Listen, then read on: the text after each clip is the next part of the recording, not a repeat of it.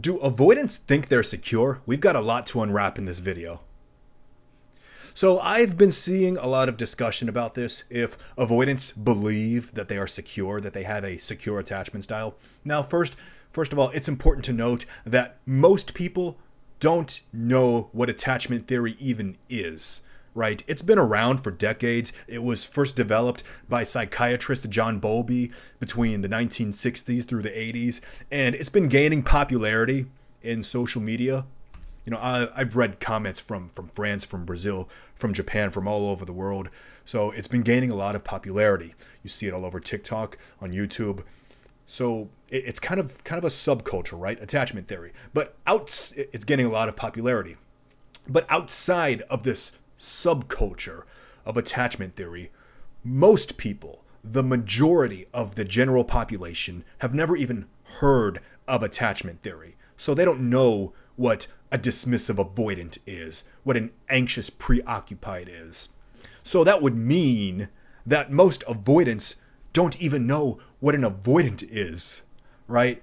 So if you were to ask them, are you a secure person? Are you secure in your relationships, in your friendships? They would probably say yes. Most of them would probably say yes, because most people in general would say yes. Okay, because not many people are willing to admit that they're insecure with themselves, with their relationships. So, do avoidants believe that they are secure? Well, let's analyze an avoidance relationship patterns, right? So, at the beginning of any relationship, it starts at Honeymoon Avenue, right? I was listening to the Ariana Grande song. No, but at the beginning of any relationship, there is that honeymoon phase. Right? Things are great. Things are fresh. There are no fears being triggered. There's no insecurities being triggered. Everything is great at the beginning. And then inevitably, honeymoon phase comes to an end, right? So now let's look at the anxious avoidance enabling cycle, right? So again, beginning of the relationship, we take that stroll down Honeymoon Avenue, that comes to an end, and inevitably an insecurity is going to be triggered in either partner. It doesn't matter which one, the anxious or the avoidant, but an insecurity is going to be triggered. When that happens, this is going to cause the avoidant to pull away. When the avoidant pulls away, we get into the vicious enabling cycle. Because when the avoidant pulls away, it's going to trigger the anxious person's insecurities, fears of abandonment. When that happens, the anxious is going to over pursue. They're going to hold on tighter to the relationship, right? So they're going to over pursue their avoidant partner. When they over pursue, this is going to further amplify the avoidance insecurities. The avoidant is going to feel suffocated. They're going to feel trapped. So what does the avoidant do? They pull away even more. They create even more distance. The more distance they create, the more the anxious insecurities are amplified. The more the anxious insecurities are amplified, the more they over pursue, and the cycle continues. It is such an unhealthy, vicious cycle of these two insecure attachment styles enabling each other's insecurities. Now, looking at this chart, who do you think is in control of this dynamic? Right? Who do you think is setting the pace here? Is it the anxious or is it the avoidant? Well, the avoidant is the one pulling away, okay? They're the ones creating distance, so it's the avoidant who's setting the pace here. They're the ones setting the pace of the relationship. And it's often said that the one who cares less is the one who controls the relationship, and that holds true here in this enabling cycle. So yes, the avoidant is the one setting the pace of the relationship. So if the avoidant feels that like they're the ones setting the pace, which they are, then of course they're going to feel secure, right? Of course they're going to feel secure. So do avoidants, unaware of attachment theory, okay? We're talking about unaware avoidants, unaware of their core wounds, unaware of their insecurities. Do they think that they're secure? Probably. But what happens when an anxious stops chasing? When they break the cycle, right? When they break this cycle, because even an anxious person cannot chase forever, right? So what happens when they stop chasing? Well, we know the avoidant is going to feel so relieved at first, right? They're going to feel like finally they can breathe. They're going to feel so relieved. And then enough time goes by, there's that period of no contact. After enough time goes by, those fears are going to be settled. And once those fears are settled, once those fears, the avoidance fears, are diminished, what's going to happen? The avoidant is going to start feeling lonely again. They're going to start missing all of that attention, all of that affection that their anxious ex was giving them. They're going to start missing that, okay? Especially if it was a serious relationship. And they're going to start feeling lonely again, okay? Because avoidants crave love and intimacy and closeness just like everybody else, okay? Avoidants are human too. They are human too, just like you and me, just like everybody else. So they crave these things: love, intimacy, closeness. So yes, they start missing their anxious ex, right?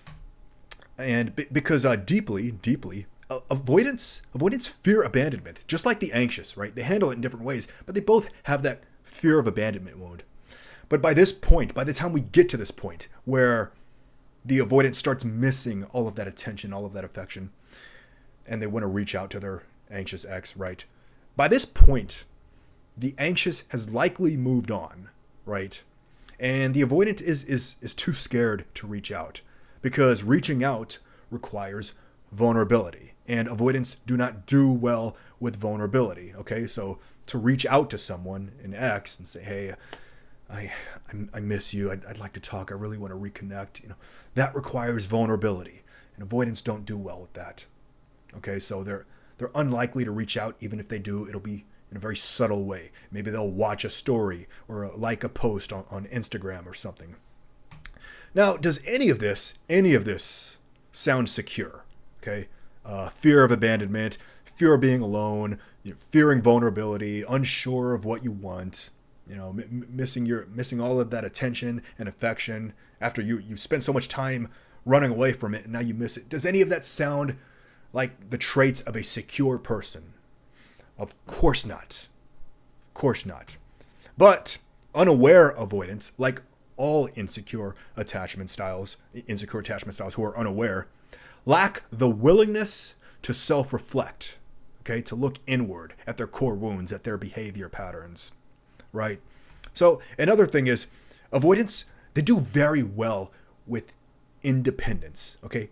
Often too well with independence, okay? They struggle. The problem is they struggle with hyper independence. So yes, independence, emotional independence, it's a good thing. It's a healthy thing to have. But hyper independence is insecure, right?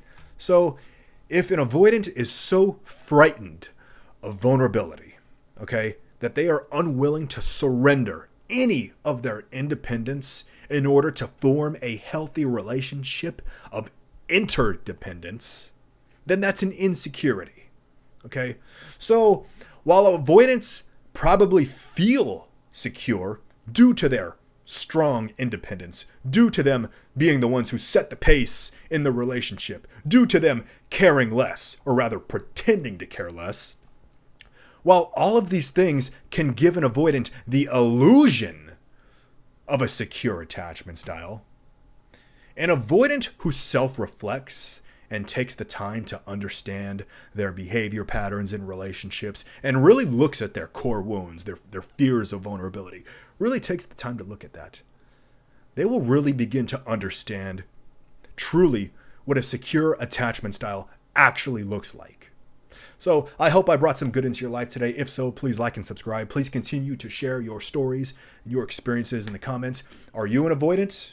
Have you ever experienced anything like this as far as self-reflection? How did you feel once you became aware that you were an avoidant of attachment theory? Please let us know in the comments. Let's get the discussion going.